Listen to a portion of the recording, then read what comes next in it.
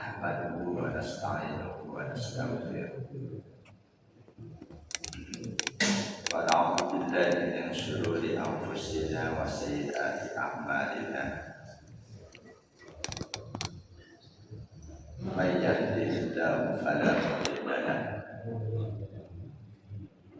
ومن يضلل فلا هادي له أشهد أن لا إله إلا الله وحده لا شريك له وأشهد أن محمدا عبده ورسوله لا نبي بعده اللهم صل وسلم على خاتم نبيك ورسولك محمد بن عبد الله وعلى آله وأصحابه ومن والاه وعلى أمته الذين استقاموا بشريعته وأسوته وسنته إلى يوم القيامة ولا حول ولا قوة إلا بالله العظيم. قال المصنف رحمه الله تعالى وأدام النفع به وبعلومه في الدارين آمين. معرفة مزايا الخشوع في الصلاة. Di antara yang dikemukakan oleh musannif kitab ini agar kita bisa lebih khusyuk dalam sholat adalah dengan mengetahui keistimewaan, keutamaan, fadilah khusyuk di dalam sholat. Siapapun manusia, dia akan mengupayakan dengan penuh kesungguhan sesuatu yang dia ketahui dan dia yakini bahwa sesuatu itu sangat bermanfaat buat dia. Meskipun boleh jadi pengetahuannya, keyakinannya itu salah. Ketika dia meyakini betul bahwa itu bermanfaat buat dia, pasti dia akan mengupayakan dengan penuh kesungguhan. Seperti seseorang yang tahu dan yakin banget bahwa kemuliaan itu hanya bisa didapatkan ketika dia kaya raya. Tambah lagi ketika dia punya jabatan tinggi, pasti akan mulia. Orang yang meyakini itu, dia akan berupaya dengan segala cara untuk bisa mendapatkan harta berlimpah, bahkan untuk bisa mendapatkan jabatan yang tinggi. Dan orang yang seperti itu, dia gak peduli lagi dengan halal haram. Yang penting bagaimana caranya bisa mendapatkan harta berlimpah. Orang seperti itu, hatinya sudah dipenuhi dengan cinta dunia. Diawali keyakinan bahwa dengan memiliki dunia, dengan menguasai dunia, dia akan mulia.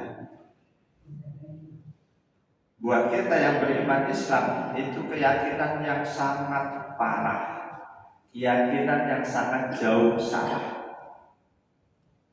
Setiap muslim, mukmin wajib meyakini bahwa kemuliaan itu bukan dengan harta, bukan dengan pangkat dan jabatan, melainkan dengan iman dan ketakwaan. Tapi tidak sedikit saudara muslim kita yang punya keyakinan itu. Sering saya ngobrol sama orang-orang masyarakat biasa. Di antara mereka siapapun Pak, kalau dia kaya pasti akan dihormati, akan mulia hidupnya. Boleh jadi para pejabat yang selanjutnya gak peduli mendolimi rakyat, dia korupsi dan lain sebagainya, karena dalam hatinya, dalam pikirannya, kemuliaan hanya didapatkan dengan harta berlimpah. Orang yang demikian tinggi rasa cintanya terhadap dunia, otomatis kecintaannya terhadap akhirat akan berkurang. Semakin tebal, semakin tinggi cintanya terhadap dunia, cintanya terhadap akhirat otomatis akan berkurang. Untuk orang-orang seperti itu, Allah sudah berikan ancaman. Untuk orang-orang yang lebih cinta dunia dibanding akhirat, untuk orang-orang yang merasa nyaman, senang hidup di dunia, dia merasa tentram di dunia. Orang seperti itu Allah disamakan dengan orang yang lalai dari ajaran Allah. Di surah Yunus ayat 7 dan 8. A'udzubillahi minasyaitonir rajim. Innal ladzina la yarjuna liqa'ana wa radu bil hayatid dunya wa ma'annu biha walladzina hum an ayatina ghafilun ulaika ma'wahumun nar bima kanu yaksibun. Innal ladzina la yarjuna liqa'ana, sesungguhnya orang-orang yang tidak lagi mengharapkan akan bertemu denganku, tidak berharap akan mendapatkan rahmat Allah, ridha Allah di hari kiamat nanti. Walaupun bil hayatid dunya, mereka lebih senang ridho dengan kehidupan dunia. Wa ma'annu biha, mereka merasa tentram hidup di dunia. Walladzina hum an ayatina ghafilun, dan juga orang-orang yang senantiasa lalai lupa dari ayat-ayatku. Ulaika ma'wahumun nar, mereka itulah orang-orang yang tempatnya neraka. Bima yaksibun, sesuai dengan apa yang mereka perbuat. Setiap kita pasti berharap kehidupan kita tenang, tentram, selalu aman, apa-apa mudah didapat, pemerintah kita adil, bijaksana, semua kita berharap seperti itu. Tapi bahayanya hal-hal itu ketika melalaikan seseorang, menjadikan seseorang merasa senang hidup di dunia, tentram di dunia, otomatis dia tidak terlalu merindukan akhirat. Ayat tadi ancaman buat orang-orang seperti itu. Mereka orang yang cintanya terhadap dunia lebih kuat, lebih tinggi dibanding cinta kepada akhirat. Dan orang seperti itu membahayakan kehidupan. Orang yang sangat cinta dunia itu membahayakan. Andaikan mereka terpilih dari pemimpin, besar kemungkinan mereka akan jadikan kepemimpinan itu kesempatan untuk menumpuk harta benda duniawi.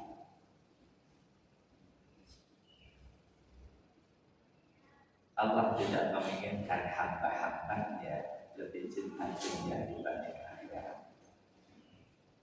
Karena itu selama kita hidup di dunia, baik buruk sunnatullah akan selalu terjadi. Hal yang kita inginkan dan tidak kita inginkan, sunnatullah pasti akan terjadi. Meskipun kita punya harta berlimpah, kita bisa sewa petugas keamanan, pasti rasa takut akan tetap ada.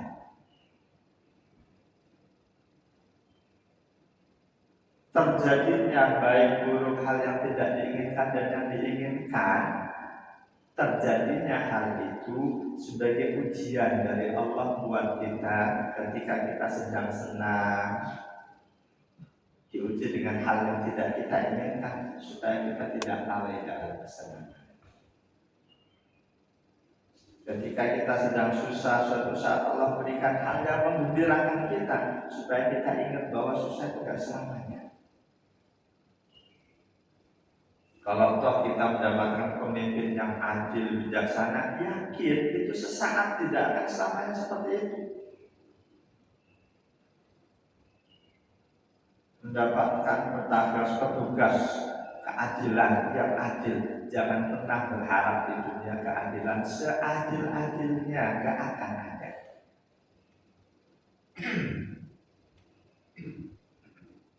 Ali bin Abi Thalib radhiyallahu anhu ketika beliau teramanahi sebagai khalifah atau Amirul Mukminin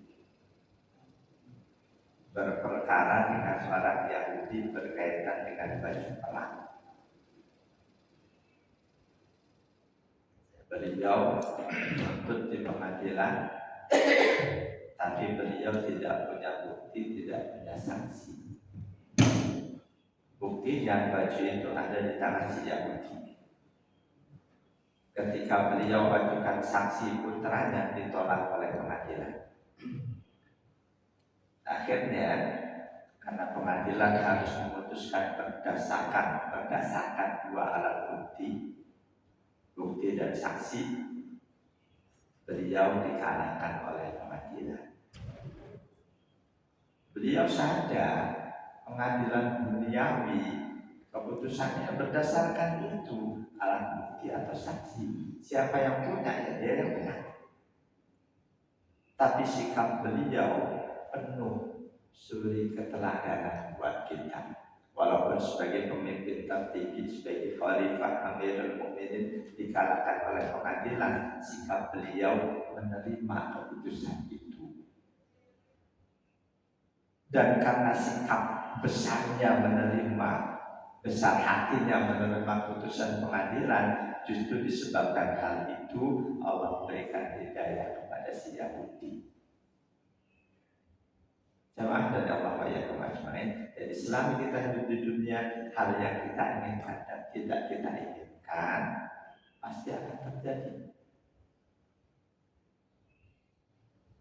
Di surah Al-Anbiya ayat 35, A'udzubillahi minasyaitonir rajim.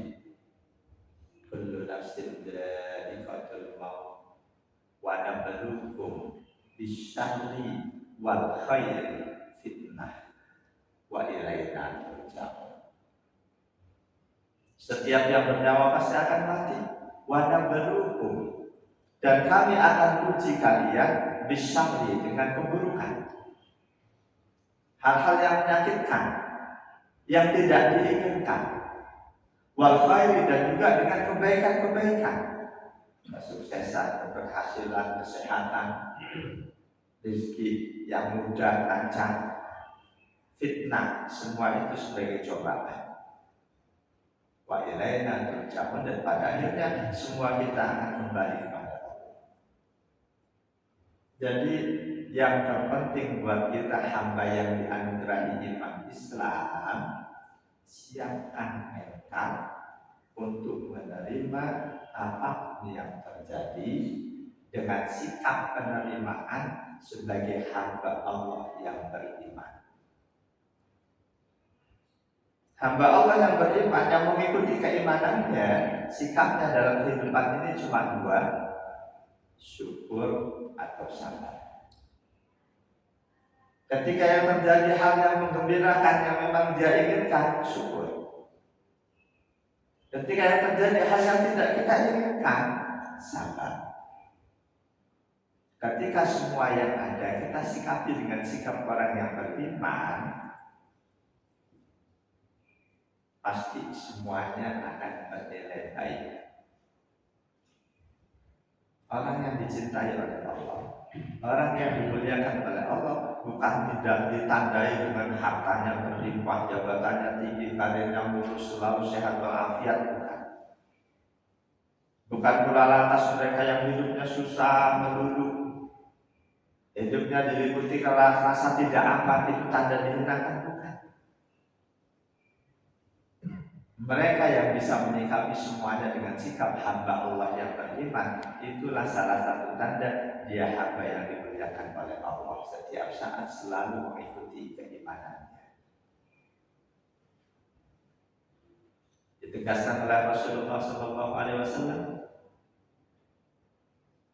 An Suhaib bin Sinan radhiyallahu anhu qala Rasulullah Sallallahu Alaihi Wasallam, ajaban li amril mu'mini inna amrahu kullahu khairun wa laysa dzalika li ahadin illa lil mu'mini idza asabathu sarra syakara fa kana khairan lahu wa idza asabathu dharra sabara fa kana khairan lahu.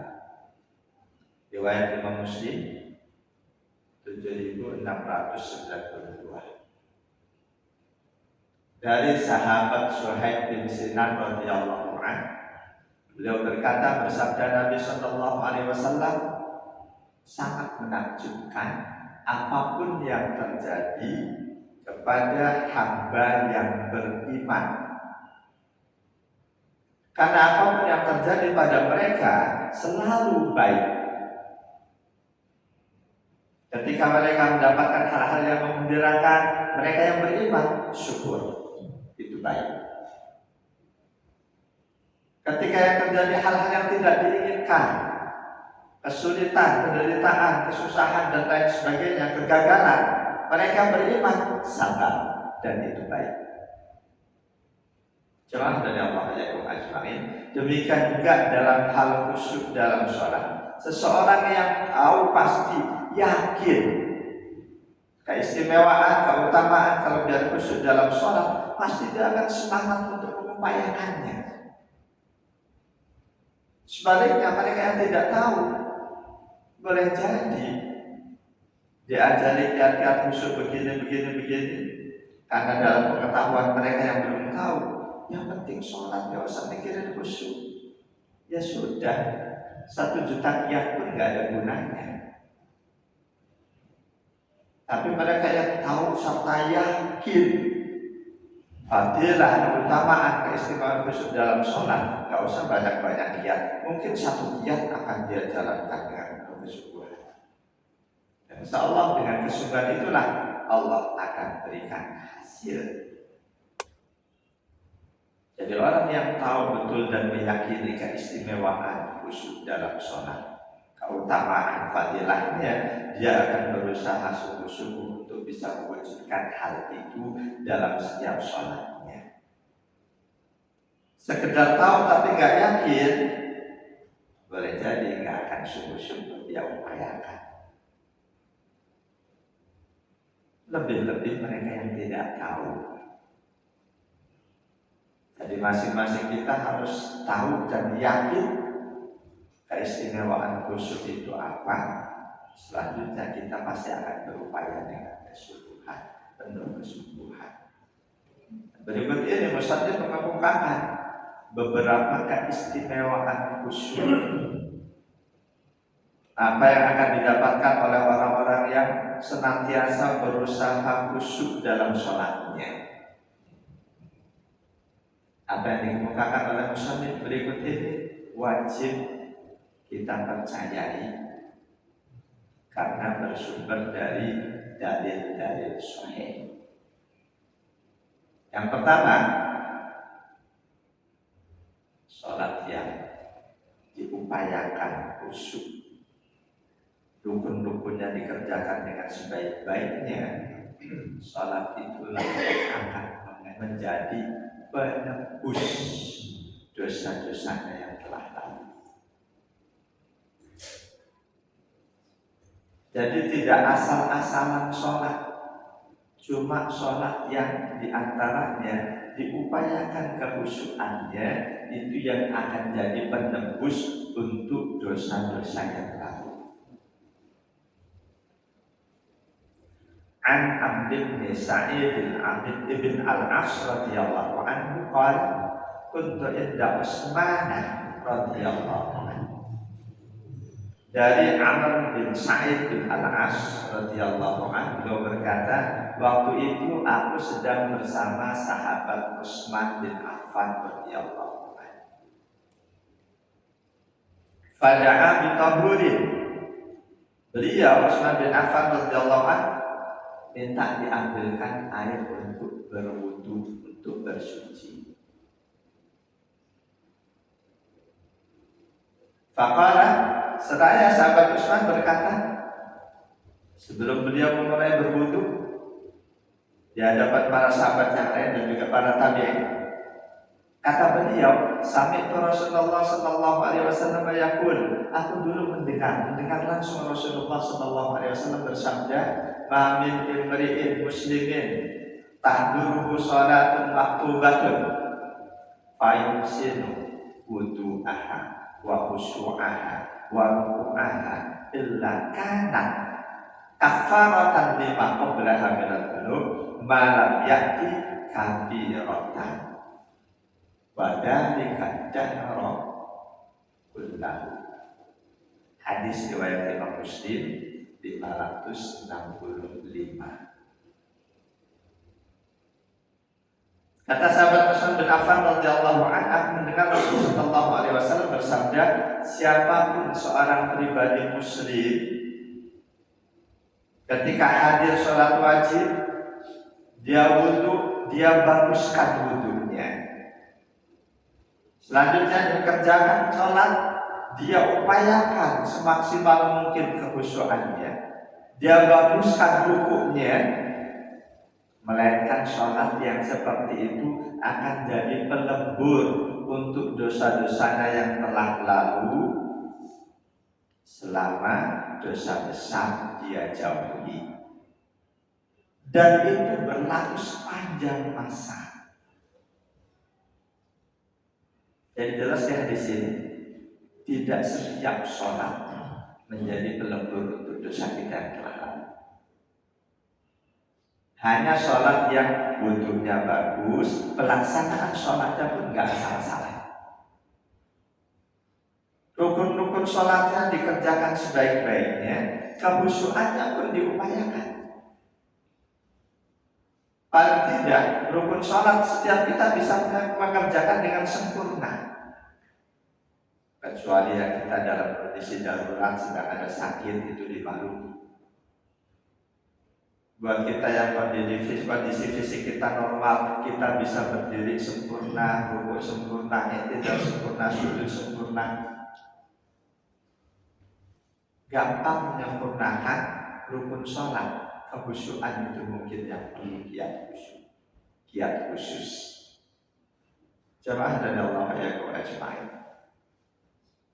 Jadi sholat yang akan menjadi pelebur untuk dosa-dosa yang telah lalu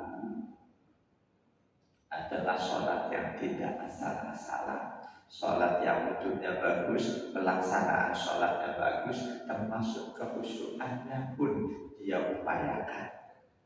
Ada penjelasan dari sahabat Ali bin Abi Thalib berkaitan dengan membaguskan kekhusyuan. Qala, kata beliau, ungkapan beliau ini, pandangan beliau ini dinukil dalam kitab Fathul Bari yang ditulis oleh Syekh Ibnu Rajab Al-Hambali. Fathul Bari salah syarah Sahih Bukhari, ada yang ditulis juga oleh Imam Ibnu Hajar. Ini Fathul Bari versi Ibnu Rajab Al-Hambali menukil apa yang disampaikan oleh Ali bin Abi Thalib. Kata beliau, wal khusyu'u fil qalbi wa antarina kana fuqaril muslimi wa la taltafita fi sholati, yaitu khusyuk dalam hatinya, fokus dengan sholatnya, fisiknya tidak mengganggu yang lain, matanya enggak jelalatan, enggak tengok-tengok.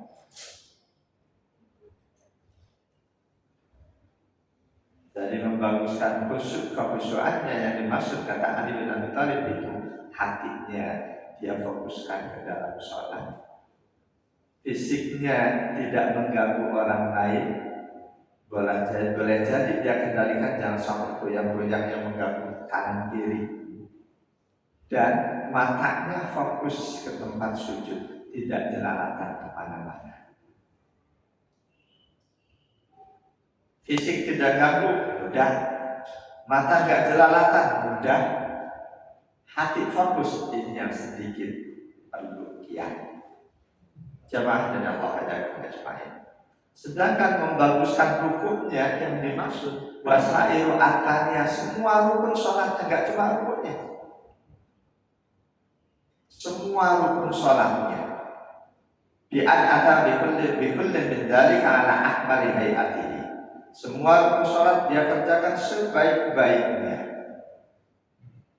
baik fardunya sholat ataupun sunnah-sunnahnya sholat. Sholat yang seperti itulah yang akan menjadi penebur untuk dosa-dosa yang telah lalu, sepanjang dosa besar enggak kita kerjakan, enggak kita terjerumus di dosa besar. Kalau dosa besar, pandangan Ahlus Sunnah wal Jamaah, madhab Ahlus Sunnah, wa annal kabaira innama yukaffiru at-taubatu aw rahmatullahi ta'ala wa fadluhu. Dosa besar tidak akan bisa terhapus kecuali dengan taubatan nasuha. Kita sholat sebaik apapun sholat kita, tidak akan otomatis melebur dosa besar yang kita lakukan. Bahkan banyak ulama yang meyakini bahwa dosa besar tidak akan terlebur kecuali dengan taubatan nasuha. Itu ijma' ulama. Berkaitan dengan sholat yang baik, sholat yang khusyuk dan dosa besar, Imam Nawawi sebagaimana dinukil dalam kitab Fathul Qari, kata Imam Nawawi, rajawana ayyukhaffafa minal kabair bil khusyu'i fi shalah. Aku berharap kalau toh khusyuk sholat itu tidak melebur, tidak menghapuskan dosa besar, paling tidak meringankan, mengurangi kadar dosanya. Jemaah dari Allah wa ajmain, siapapun muslim mukmin tidak akan meremehkan dosa. Ketika kita sadar dan kita yakin berdasarkan hadis sahih tadi bahwa cuma sholat yang khusyuk yang akan bisa melebur dosa-dosa kita, paling tidak semangat dalam diri kita untuk bisa lebih khusyuk dalam mengerjakan sholat itu semakin tumbuh. Jadi hilangkan pandangan yang penting sholat, nggak usah mikir kehusyuan. Itu buat anak-anak yang baru belajar sholat nggak masalah. Meskipun dia sholat gerak-gerak, tengok-tengok kanan kiri, itu nggak terlalu menjadi masalah, meskipun tetap harus dikasih pengajaran. Kalau sholat jangan bercanda, jangan banyak gerak-gerak, jangan mata tengok-tengok. Kasih tahu sekali masih seperti itu, nggak perlu menjadikan kita marah, kasih tahu lagi. Jangan membiarkan masih bocah biasa, nggak diberi pengajaran, itu kita yang salah. Yakin ketika tidak diberikan pengajaran, mereka tumbuh seperti itu sampai dewasa akan seperti itu. Nggak ada perasaan bahwa begitu banyak gerak-gerak itu merupakan kesalahan dalam sholat. Banyak kita saksikan orang-orang dewasa yang ringan tangan bergerak-gerak dalam sholatnya. Padahal dalam hadis sahih riwayat Imam Muslim, ketika Rasul menyaksikan seseorang sholat, ketika mau sujud, lihat tempat sujudnya ada sesuatu yang akan menyakitkan dia ratakan tempat sujudnya. Oleh Rasul langsung ditegur, jangan kalian meratakan tempat sujud. Satu riwayat, kalau kalian tidak bisa untuk tidak meratakan, lakukan dengan satu gerakan. Itu hadis sahih. Saat ini mungkin yang membersihkan debu di tempat sujudnya udah nggak ada, dalam wujud yang lain. Banyak di antara umat Islam yang ketika sholat dia bawa sajadah kecil taruh di bawah, ketika mau sujud ternyata nggak pas posisi sajadahnya. Apa yang dia lakukan? Dia geser. Ini sama dengan yang dilihat Rasul. Cuma dulu kasusnya bukan saja ada tempat sujudnya masih pasir. Ketika ada banyak kerikil kecil, dia pindahkan, dia usir kerikil. Ditegur oleh Rasul. Jadi jangan sepelekan hal itu. Saya sering saksikan orang yang sudah putih semua rambutnya, sujud nggak pas sajadahnya digeser. Mungkin karena nggak tahunya, dia merasa itu nggak ada apa-apanya, biasa aja. Ketika saling geser belum pas, 2 kali geser, 3 kali. Seluruh ulama sepakat gerakan-gerakan di luar gerakan sholat itu bisa membatalkan sholat. Hanya bacanya saja mereka ulama fikih berbeda batasan gerakan yang membatalkan. Madhab Syafi'i gerakan 3 kali berturut-turut atau lebih batal. Anak-anak ada umur 7 tahun, 8 tahun itu semestinya normalnya sholatnya itu sudah benar. Tapi saat ini Masya Allah, nah kalau ketemu ustaz-ustaz muda yang ngajari anak-anak ngaji, saya tekankan itu, saya kasih tahu itu tugasmu. Jangan cuma ngajarin baca Quran, harus kamu ajarin juga bagaimana sholat yang benar, apa yang tidak boleh dilakukan dalam sholat. Jamaah dan yang ya kemajuan. Jadi semakin kita mengetahui keistimewaan kelebihan musuh dan kita yakin bahwa memang itu benar, akan tumbuh semangat dalam diri kita untuk bisa lebih baik dalam sholat kita. Keistimewaan kedua dari kemusuhan dalam sholat adalah berapa banyak pahala akan didapat, tergantung sejauh mana kemusuhan kita. Tergantung sejauh mana kemusuhan kita. Setiap sholat pasti berpahala, bagaimanapun sholatnya. Saya belum tahu pandangan seperti itu dalilnya itu apa. Menggugurkan kewajiban mungkin iya, asalkan sholatnya benar. Dalam arti syarat dan rukun sholatnya terpenuhi. Gugur kewajibannya. Kalau lantas sholat bagaimanapun yang penting syarat rukunnya dijalankan, udah pasti dapat pahala. Itu saya belum tahu dalilnya di mana.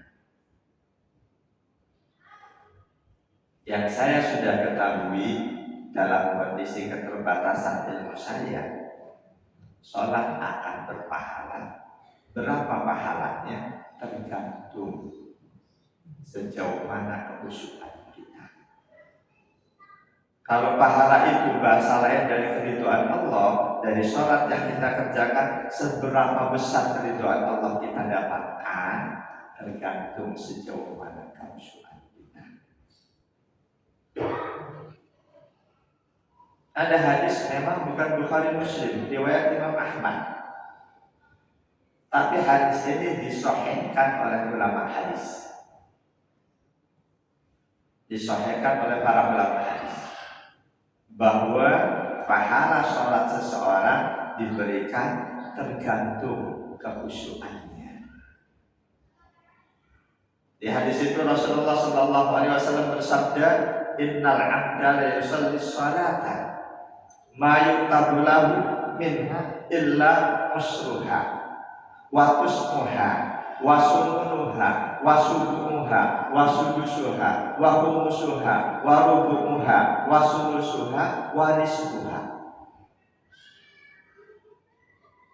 Sesungguhnya seorang hamba yang benar-benar mengerjakan sholat namun tidak tercatat untuk dia,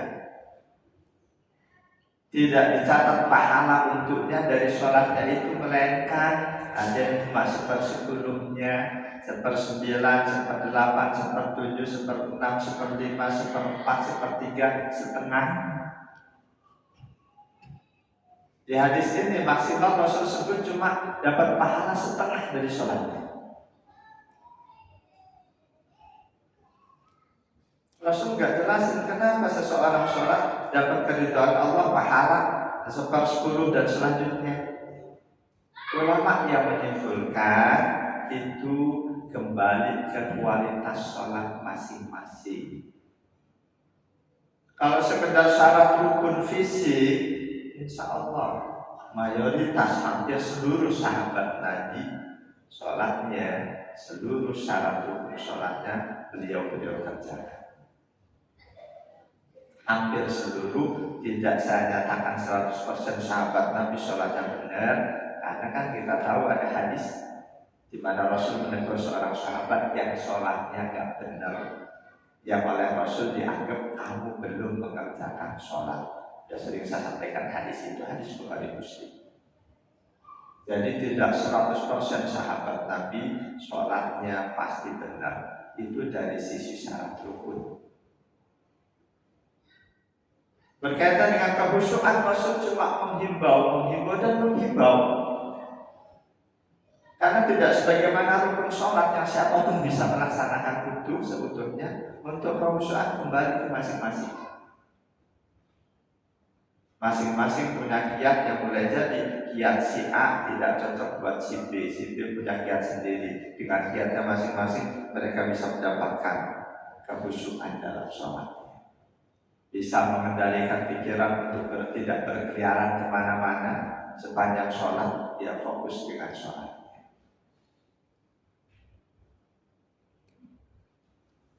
Jemaah dan Allah yang ajma'in. Jadi seberapa besar pahala yang didapatkan dari sholat yang kita kerjakan, satu dan lain kita pasti berbeda-beda dapatnya, kembali ke kualitas batiniah sholat kita. Ada penjelasan di kitab Taisirul Alam, Fassalatu innama filatul iqamati dzikrillah. Salat itu difardukan untuk sebagai jalan utama untuk menyempurnakan ingatnya seseorang kepada Allah. Salat diwajibkan sebagai jalan utama untuk mengembalikan manusia agar ingat kepada Allah. Di Al-Quran, wa aqimis sholata lidzikri, tegakkanlah sholat untuk mengingat aku. Salah satu tujuan utama sholat untuk supaya kita mungkin sehari-hari banyak aktivitas ini itu dan lain sebagainya, kita lupa dengan Allah. Begitu ada kewajiban sholat, kita diajak untuk kembali mengingat Allah.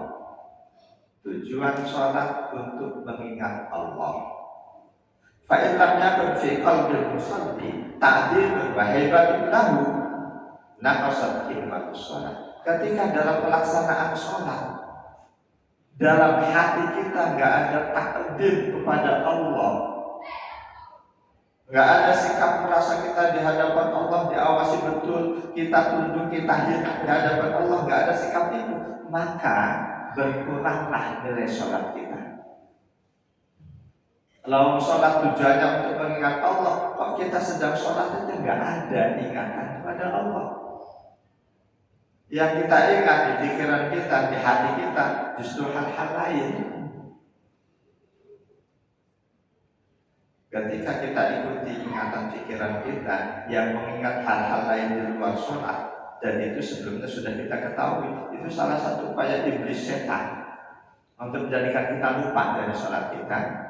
Kita diingatkan dengan hal-hal lain di luar sholat, kok kita ikuti, gak berupaya untuk kita lawan, nilai sholat kita pun berkurang.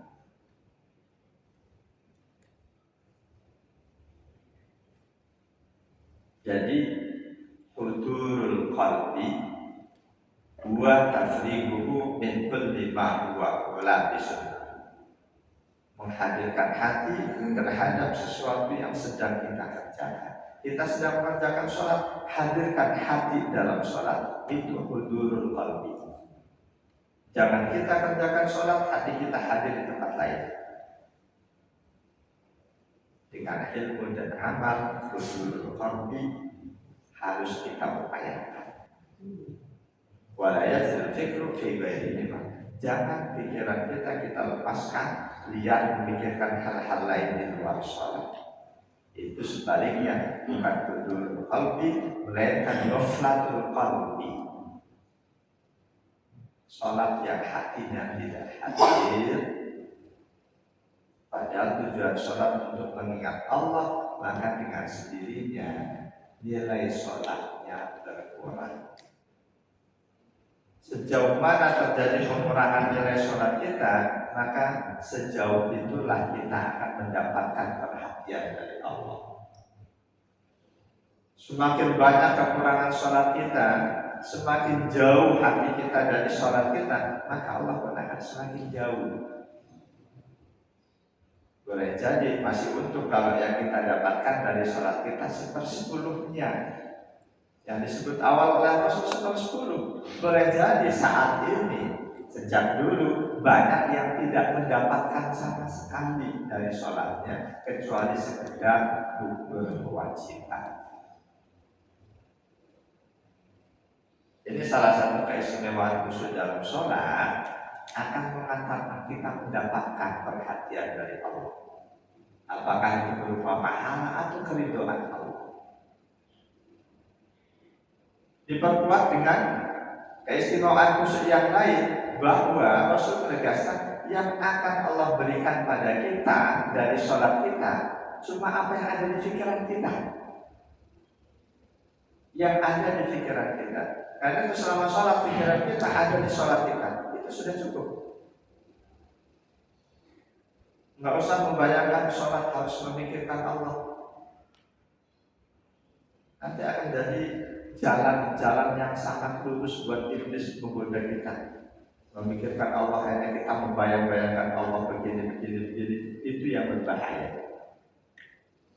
Ahlus Sunnah wal Jamaah meyakini laisa kamitslihi syai'un. Tidak ada sesuatu pun yang sama dengan Allah. Ketika kita membayangkan Allah seperti sesuatu, berarti kita menyamakan Allah dengan sesuatu. Itu nggak boleh.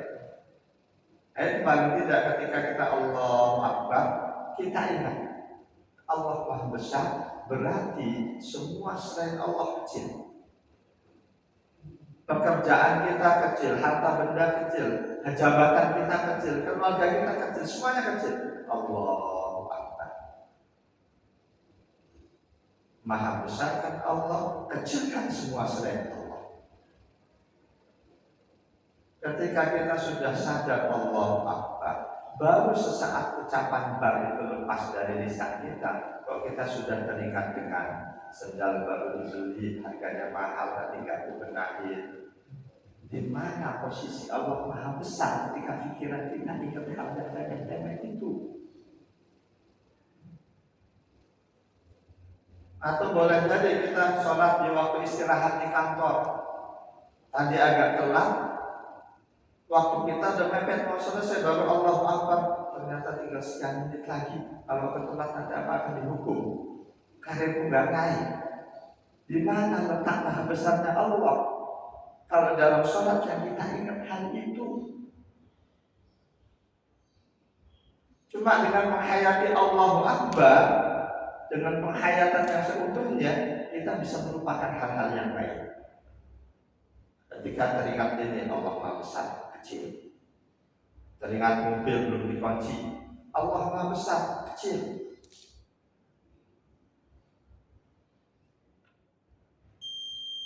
Jamaah dari Allah ya. Jadi Rasul menekankan para sahabat Nabi menyimpulkan apa yang disampaikan Rasul bahwa yang akan didapat oleh seseorang dari sholatnya adalah apa yang ada di pikiran dia.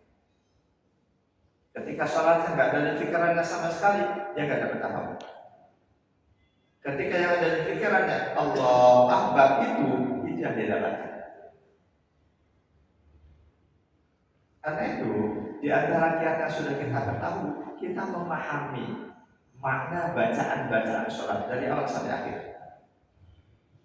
Ketika kita Allah Akbar kita ngerti, terus kita baca doa kita ngerti maknanya, kita pahami. Kita baca Al-Fatihah, baca surah, kita paham. Tentang Allah Akbar kita tahu kalimat yang paling sering diulang-ulang dalam sholat Allah Akbar takbir.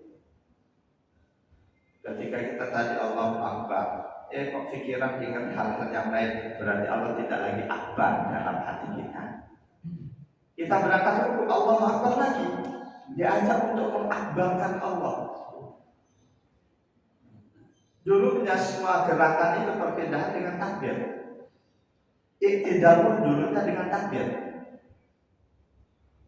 Ada riwayat menyebutkan awal mula iktidal tidak lagi dengan takbir, diganti dengan kalimat tasmid, sami Allahu liman hamidah. Awal mula itu terjadi ketika sahabat Ali bin Abi Thalib, beliau salah satu sahabat yang istiqomah selalu ingin berjamaah sejak rakaat yang pertama.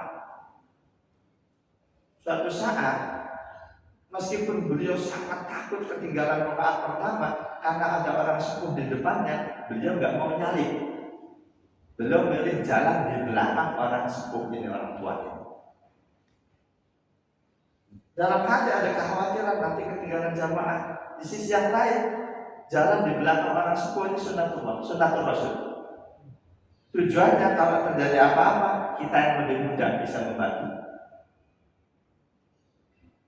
Ketika sampai depan pintu masjid, ternyata orang tua ini nggak belok. Ali pun belok masuk ke masjid, mendapati Rasul sedang ruku. Ketika kita makmum masuk baru datang ruku, imam sedang ruku, kita langsung takbir, langsung ruku, dapat rakaat pertama kan? Dapat. Menyadari Rasul sedang ruku, Ali saking senangnya dengan penuh bangga ikhlas hatinya, alhamdulillah beliau menyanjung Allah. Saat itu malaikat Jibril perintahkan Rasul ketika bangun dari ruku baca sami Allahu liman hamidah. Allah Maha mendengar hambanya yang menyanjung Allah, yang memuji Allah. Ali bin Abi Thalib karena tidak ketinggalan rakaat awal, beliau alhamdulillah memuji Allah, alhamdulillah. Sejak saat itu iktidal yang semula takbir diganti dengan tasmid, bacaan sami Allahu liman hamidah. Di luar itu semuanya takbir. Jadi untuk mengembalikan bahwa untuk melupakan semuanya Allah Maha Besar. Dalam sholat kita ingat kerjaan, ingat Allahu Akbar, Allah yang Maha Besar, kerjaan kecil. Ketika dalam ruku agak panjang dikit, kita ingat keluarga, sami Allahu liman hamidah. Nanti sujud Allahu Akbar, Allah Maha Besar, yang lain kecil. Ingat anak kita di pesantren di mana kita selalu khawatir diri, ingat Allah Maha Besar, Allahu Akbar, anak kecil. Cuma dengan menghayati takbir kita akan bisa mendapatkan sholat yang lebih baik. Bagaimana dengan menghayati bacaan-bacaan yang baik? Jadi sahabat Abdullah bin Abbas menyebutkan bahwa sholat yang akan kita dapatkan yang ada di pikiran kita. Kata beliau, laisa laka min sholatika illa ma aqalta.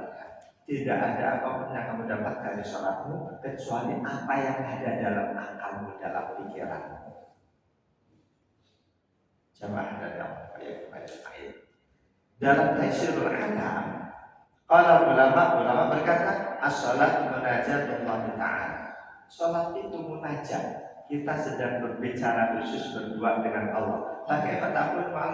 Bagaimana mungkin kita bicara dengan Allah kok pikiran kita kemana-mana? Allah Maha tahu. Waqad ajma'al ulama ala annahu laisa lil 'abdi illa ma aqra'ah. Dari ucapan Abdullah bin Abbas, ulama sepakat seorang hamba tidak akan mendapatkan apapun dari sholat yang dia kerjakan kecuali yang ada di pikirannya. Dikembalikan kepada ayat wa aqimis sholata lidzikri, kerjakan sholat untuk mengingat aku. Di ayat yang lain, wala takum minal ghafilin, jangan kamu menjadi bagian dari orang-orang yang lalai dari Allah. Wallahu a'lam bishawab. Semoga Allah mudahkan kita untuk menyerap hal-hal baik, mengendapkan di hati dan pikiran kita, dan semoga Allah memberikan kita taufiknya untuk bisa menjadikan hal-hal baik itu sebagai amal sehari-hari kita. Mungkin ada satu dua pertanyaan, silakan. Saya pakai. Assalamualaikum warahmatullahi wabarakatuh. Waalaikumsalam warahmatullahi wabarakatuh. Begini, masalah kesempurnaan sholat. Di dalam khutbah Jumat,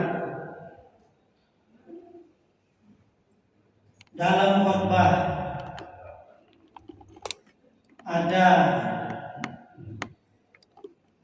khotib yang seolah-olah berkhotbah itu dengan sistem dua komunikasi, karena mungkin dia menganggap para jamaah ini banyak ngantuk, maka dia seolah-olah berkhotbah itu menyelipkan sesuatu yang membuat menggelitik daripada para jamaah, sehingga ada para jamaah yang sampai tertawa. Nah, itu yang pertama. Kemudian yang kedua, di dalam sholat berjamaah di masjid ini khususnya, ada di antara jamaah kita ini dengan keterbatasan, maka dia duduk di kursi. Kemudian di dalam dia duduk di kursi itu, pada saat ingin memulai sholat, dia berdiri dari kursinya, sehingga barisan daripada dia itu tidak lagi sama dengan para jamaah yang seluruhnya. Nah, menurut saya ingin saya ketahui dari Pak Kiai, bagaimana kira-kira kesempurnaan dari sholat kita ini. Terima kasih. Wassalamualaikum warahmatullahi wabarakatuh.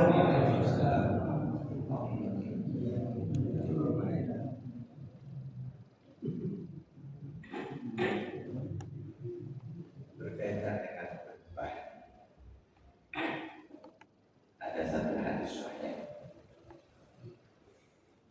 Idza qulta li sahibika ansit wal imam yaqul faqad lahu.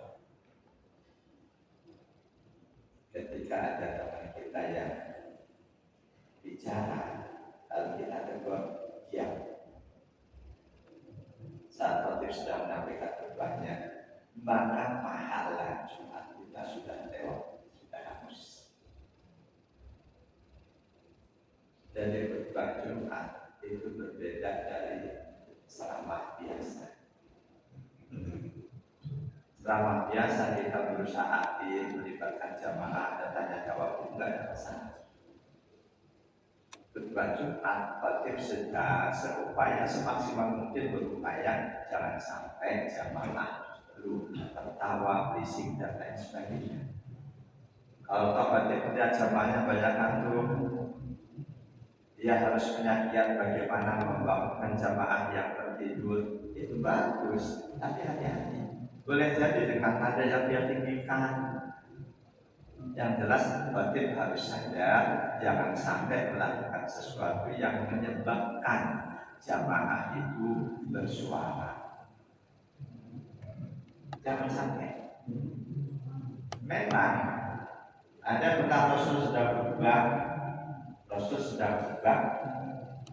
lantas Rasul menegur seorang sahabat yang baru masuk, mau langsung duduk. Ini si khotib nggak terlarang untuk bicara, karena memang ya tugasnya itu. Ya nggak boleh bicara makmum, apalagi tertawa. Pernah Rasul sedang di atas mimbar, makmum mengajukan pertanyaan, itu riwayatnya bukan sedang berjumpa. Bukan sedang berjumpa. Kalau berjumpa khotib menegur jamaah yang berisik boleh. Sebagaimana Rasul sedang berjumpa menegur sahabat yang langsung mau duduk tidak mengerjakan sholat tahiyatul masjid. Jadi siapapun yang jadi khotib harus memahami hal ini, jangan sampai bicaranya, perkataannya memancing jamaah untuk bersuara. Karena si jamaah yang bersuara itu yang hangus pahala Jumatnya. Berkaitan dengan sholat duduk, hadis Nabi jelas. Ketika sahabatnya Imran bin Husain, hadis Bukhari Muslim, sedang diuji oleh Allah dengan sakit ambeien. Sakit ambeien itu sakit apa itu? Sakitnya bagaimana? Moga-moga kita nggak ngerasain. Ini sahabat ini sedang sakit ambeien, pasien. Nanya ke Rasul, ya Rasul, bagaimana aku harus mengerjakan sholat? Jawaban Nabi lengkap, gak hanya untuk beliau, untuk semuanya. sholli qa'iman. Kerjakan sholatmu sambil berdiri. Ini sholat wajib. Kalau untuk sholat sunnah, walaupun sehat boleh sambil duduk. Kerjakan sholat wajib itu sambil berdiri. Kapan boleh duduk? Fa'ilam tasati, ketika kamu nggak mau berdiri, fa'idan, silahkan duduk.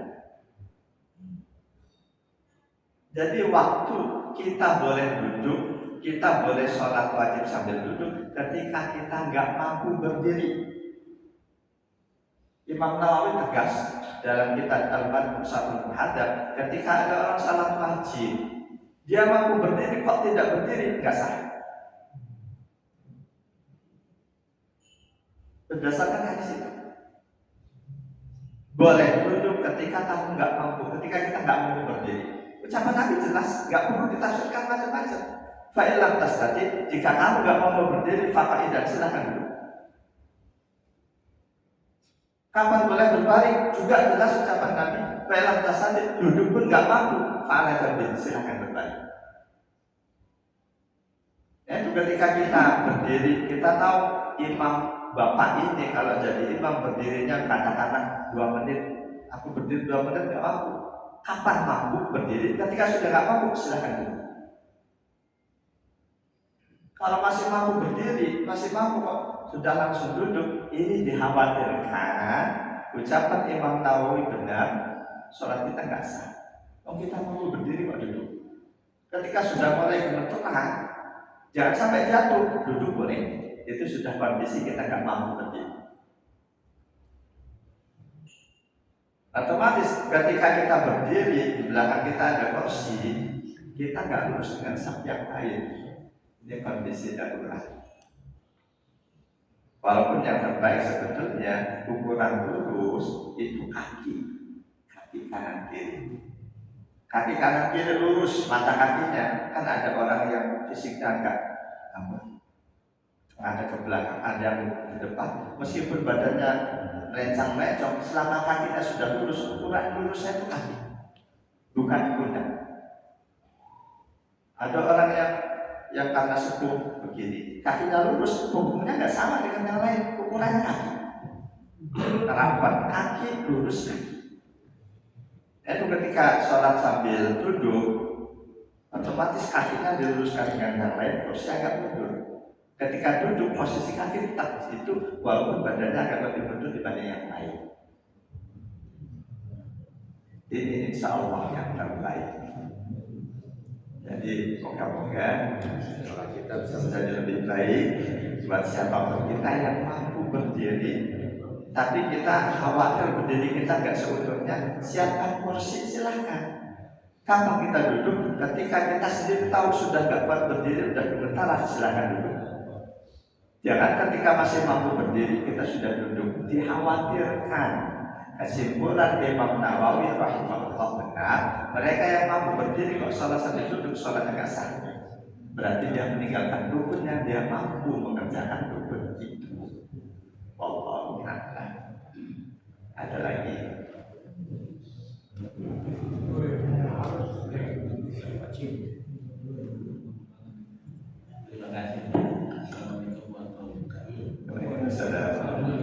Tujuan dari sholat itu pun amal ma'ruf nahi munkar. Jadi di mana orang itu khusyuk tidak khusyuk, perilaku amal ma'ruf dan munkar itu apakah melamankan kehidupan sehari-hari dalam menegakkan menentang kemungkaran. Kita jangan dengan munkar juga, tapi dengan ma'ruf. Artinya mencegah kejahatan dan kebaikan. Seperti contoh saya pernah sekali-kalinya demo, ikut demo waktu KPK itu korupsi dunia, waktu itu kritik presiden dengan ucapan-ucapan yang tidak senonoh, bahkan dilambangkan dalam bentuk perpu itu semua. Nah, akhirnya daripada saya dosa, akhirnya pulang. Artinya pergi dari berarti itu kan dalam hal mencegah kemungkaran, tidak dengan ma'ruf. Nah, ini yang perlu ditegakkan. Dirinya juga dalam khotbah Jumat itu juga menghadiri orang itu dengan maki-maki soal ya salah satu bukan supaya ngantuk gitu. Nah itu Pak, bagaimana? Terima kasih selamat. Ya, dan segala hal di dalam ajaran Islam ada berdakwah, ada bernasihati, ada sholat jamaah, ada imam, ada makmum. Salah satu yang perlu kita ketahui adab dalam berdakwah. Amar ma'ruf nahi munkar tidak boleh menggunakan cara-cara kemungkaran, itu betul. Kita berniat memperbaiki kondisi yang buruk, tidak boleh dengan cara-cara yang buruk. Dalam kaidah ushul fikih, darul mafasid muqaddamun ala jalbil masalih. Kita bermaksud menasihati pemerintah yang zalim. Tapi dalam cara menasihatinya kok kita melakukan kezaliman yang lain, itu lebih baik kita tidak usah menasihati pemerintah yang zalim ketika kita akan melakukan kezaliman yang lain.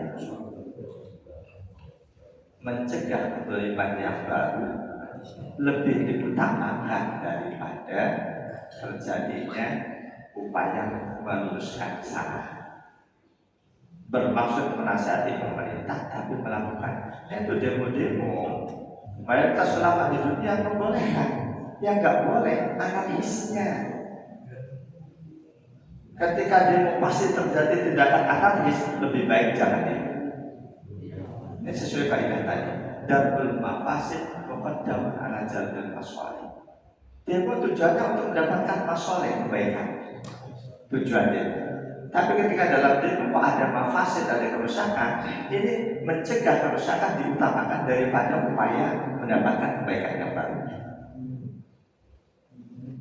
Kita bermaksud sebagai penting membenahi mungkin jamaah yang tertidur pun harus dengan cara-cara yang ma'ruf,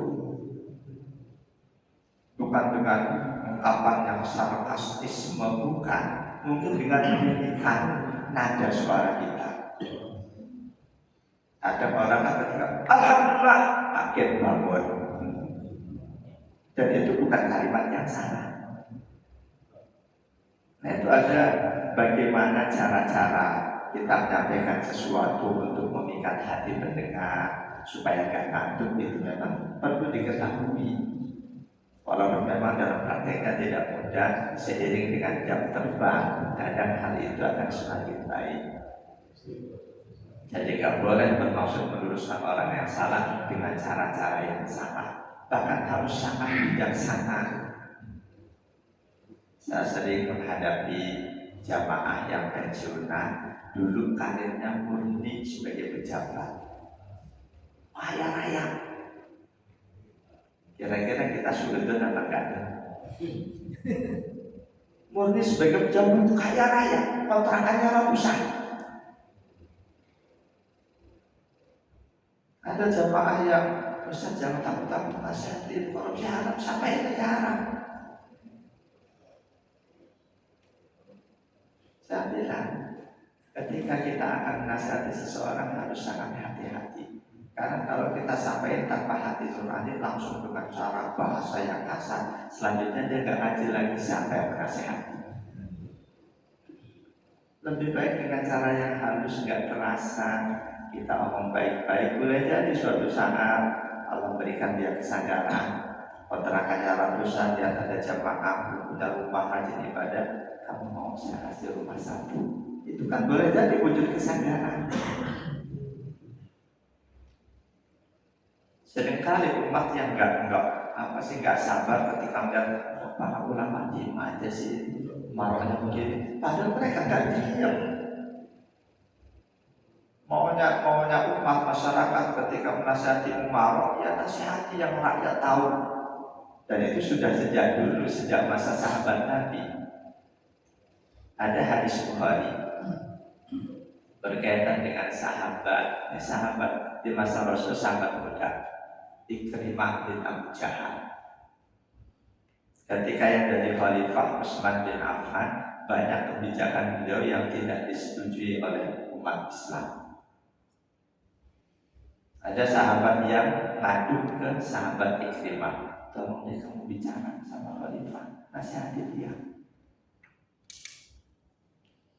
Sahabat Ikrimah radhiyallahu anhu berkata, kalian memang tidak pernah tahu kalau aku sudah selalu nasihati Khalifah, kecuali aku ngomong pada kalian. Ketahuilah, aku selalu bicara pada Khalifah, aku nasihati Khalifah diam-diam. Aku tidak pernah membuka pintu ketika nasihati beliau yang terus orang lain dapat melihatnya. Dan itu aku lakukan sesudah aku mendengar Rasulullah menyampaikan satu peringatan keras untuk siapapun yang berilmu ketika dia tidak menyampaikan ilmunya. Lalu sahabat itu tanya, memang kamu dengar apa dari Rasul? Beliau sampaikan, amanah ilmu di hari kiamat nanti akan ada seseorang yang pada Allah dilempar ke neraka. Begitu jatuh di neraka, isi perutnya terburai, dia nggak bisa kemana-mana kecuali berputar-putar mengelilingi isi perutnya. Seluruh penghuni neraka Allah izinkan bisa melihat itu. Mereka pun menonton. Begitu dekat kaget, ternyata itu seorang ulama. Itu seorang ulama. Penduduk neraka pun tanya, fulan masyaallah, alastakum tata'muruna bil ma'ruf wa tanhauna 'anil munkar, wahai fulan, kenapa kamu jadi seperti ini? Bukankah kamu dulu itu ulama terkenal, namamu masyhur, kamu dakwah kemana-mana, kamu sampaikan amar ma'ruf nahi munkar? Si ulama itu menjawab, bala, iya betul. Aku adalah ulama yang dulu sangat dikenal di dunia. Untuk aku bil ma'ruf wa nahi, aku perintahkan kalian mengerjakan perbuatan baik, tapi aku tidak menjalankan. Wa anhakum 'anil munkar, aku larang kalian melakukan kemaksiatan kemungkaran. Wa nahi, tapi aku justru melakukan. Jadi yakinlah, ulama insya Allah tidak diam ketika ada kezaliman umat. Hanya saja mereka ingat bagaimana seharusnya Anda menasihati orang yang salah. Justru ketika ada ulama menasihati umat, di-upload, disebarluaskan dengan bahasa yang menjelek-jelekan orang umat, itu tidak mengikuti sunnah Rasul. Tapi itu yang disenangi oleh masyarakat. Seringnya seperti itu. Saya sama sekali gak respect terhadap ulama yang suka menjelek-jelekan umat. Ada lagi. Assalamualaikum warahmatullahi wabarakatuh. Waalaikumsalam warahmatullahi wabarakatuh. Ini masih berkaitan dengan sholat, Pak Ustaz. Kalau saya memang dari rumah perjalanan di masjid sholatnya saya duduk. Ini saya berpaham pada surat 64 ayat 16 di mana orang mengingat Allah itu sesuai dengan kemampuannya. Yang kedua, surat 3 ayat 180 di mana dikatakan mengingat Allah itu boleh sambil berdiri, duduk, atau tiduran. Kalau sudah bisa tidak tiduran, dengan mata menedip, nah sholat kita tidak mati. Kira-kira begitu Pak Ustaz. Tapi dalam surat Al-Imran itu tidak ada penjelasannya Pak Ustaz. Tidak ditafsirkan lagi. Sudah sempurna. Bagaimana Pak Ustaz? Ya. At-Tabaun ayat 14 diturunkan oleh Allah menjawab keresahan para sahabat, menjawab para sahabat ketika awalnya Allah turunkan ayat ya ayyuhalladzina amanu taqullaha haqqa tuqatih. Ali Imran 102. Wahai orang-orang yang beriman, bertakwalah kepada Allah dengan takwa yang sebenar-benarnya.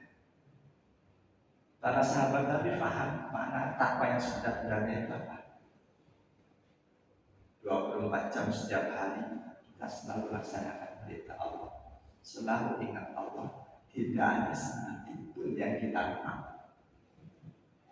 Ketika ada sedetik kita lupa dari Allah, berarti takwa kita nggak hak untuk ini. Mereka para sahabat ketika mendengar ayat itu Ali Imran 102, mereka murung. Mereka menghadap Rasul, ya Rasul, andaikan kami diperintahkan memindahkan satu bukit, itu masih lebih enteng dibanding perintah hak berbuat ini. Rasul tanya, lantas apakah kalian bersikap perintah Allah seperti orang Yahudi, sami'na wa ata'na? Katakan sami'na wa ata'na. Apapun perintah Allah, katakan sami'na wa ata'na. Mereka nurut saran Rasul. Mereka berusaha menerima apapun perintah Allah sami'na wa ata'na. Terus ucapan itu. Pada akhirnya Allah turunkan An-Taghabun ayat 14. Fattaqullaha mastata'tum. Laksanakanlah takwa kepada Allah sesuai kemampuan. Sesuai kemampuan. Ketika kita mau berdiri sholat, ya berdiri. Jangan kerjakan di bawah kemampuan kita. Ketika berdiri sudah apa, silakan itu. Hadis Bukhari Muslim dari sahabat Imran bin Husain itu penjelasan dari At-Taghabun ayat 14. Jadi ketika kita mau berdiri, laksanakan berdiri. Ketika sudah benar terang, kita yang tahu. Silakan itu. Orang lain jangan lantas semua itu orang bisa berdiri kok sholat sambil duduk, jangan sudah. Saya pernah sampai saat ini baru sekali itu saya sholat berdiri. Begitu rakaat kedua mau berdiri sakit banget, saya duduk. Kata orang menjadi asam urat kali kata orang. Saya duduk rakaat keduanya. Rakaat ketiga, begitu saya coba berdiri, rasa sakit nggak ada, saya berdiri lagi. Pernah sampai saat ini sekali saya lakukan. Rakaat pertama berdiri, rakaat kedua pada saat mau berdiri sakit banget, saya sambil duduk. Rakaat ketiga, rasa sakit hilang, saya berdiri dan bisa berdiri, saya berdiri lagi sampai selesai. Jadi ayat Quran wajib dipahami dengan menyertakan penjelasan Rasulullah SAW karena beliau diutus posisi as-sunnah atau al-hadis diantaranya sebagai penjelas untuk ayat-ayat Quran. Nah, sedangkan untuk kita zikir, memang zikir itu nggak harus sambil duduk. Fadkurullaha qiyaman wa qu'udan wa 'ala junubikum. Silakan kalian zikir. Kita kebetulan sholat maghrib subuh mau berangkat kantor, begitu salam langsung berangkat. Sambil jalan kita berzikir. Itu ayatnya. Alhamdulillah. Silakan zikrullah sambil berdiri, sambil duduk, sambil berbaring. Silakan. Kita berbaring mau tidur, zikir. Baca surat-surat yang disarankan Rasul, kita baca doa. Selanjutnya kita malam tidur. Jadi itu benar-benar zikir, itu bukan sholat. Yang tadi fadkurullah faida qadaytumus salata fadkurullah qiyaman wa qu'udan wa 'ala junubikum. Atau makna yang kedua, ketika kamu sudah mengerjakan sholat dalam kondisi takut, selanjutnya rasa takut itu hilang. Di kondisi peperangan, selanjutnya peperangan selesai, kerjakan sholat. Artinya berdiri, rukuk, sujud. Jadi insya Allah. Jadi ketika ada saudara kita yang sholat sambil duduk, katakanlah berangkatnya berdiri, jalan. Kalau sholat sambil duduk, barangkali seperti yang tadi saya alami, dia merasakan sakit. Begitu masuk ruangan dingin pasti dia akan terasa sakit-sakit uratnya. Dia sambil duduk, ya kita nggak usah subeton. Tapi buat masing-masing kita tadi tahu sudah ketentuannya. Hadis Bukhari Muslim perintah Nabi sholat sambil berdiri. Nggak mampu berdiri silakan duduk. Nggak mampu duduk silakan berbalik.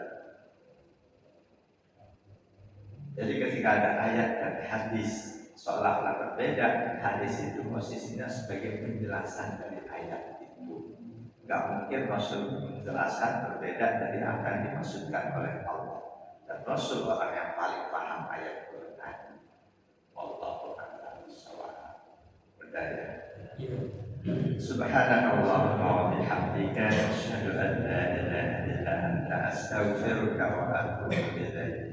أعوذ بالله من الشيطان الرجيم بسم الله الرحمن الرحيم الحمد لله رب العالمين اللهم صل وسلم على سيدنا محمد وعلى آله وصحبه أجمعين اللهم ألهمنا علما نفقه به أوامرك ونواهيك وارزقنا فهما نعرف به كيف نناجيك يا أرحم الراحمين اللهم ارزقنا فهم النبيين وحفظ المرسلين وإلهام الملائكة المقربين برحمتك يا أرحم الراحمين اللهم انفعنا بما علمتنا وعلمنا ما ينفعنا اللهم إنا نسألك إيمانا لا يرتد ونسألك قرة عين لا تنقطع ونسألك مرافقة نبيك محمد صلى الله عليه وسلم في أعلى جنة الخلد ربنا آتنا في الدنيا حسنة وفي الآخرة حسنة وقنا عذاب النار والحمد لله رب العالمين والعفو منكم والسلام عليكم ورحمة الله وبركاته.